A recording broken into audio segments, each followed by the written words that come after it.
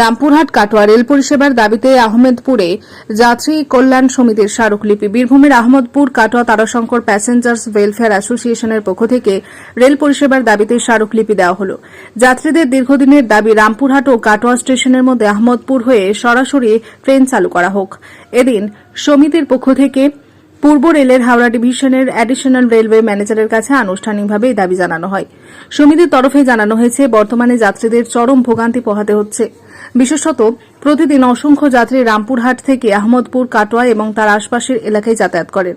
এছাড়াও নবদ্বীপ ধাম, শিওর, তারাপীঠ, দেওঘর সহ বহু গুরুত্বপূর্ণ স্থানে ভ্রমণকারী ভক্ত যাত্রীরা এই পথে যান, কিন্তু সরাসরি ট্রেন পরিষেবা না থাকায় যাত্রীদের বড়সড় অসুবিধার মুখে পড়তে হচ্ছে।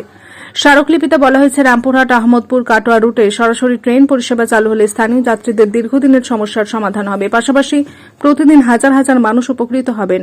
দ্রুত এই দাবিকে গুরুত্ব দিয়ে পদক্ষেপ নেওয়ার জন্য পূর্ব রেল কর্তৃপক্ষকে অনুরোধ জানিয়েছে Ahmadpur Katwa Tarashankar passengers welfare association.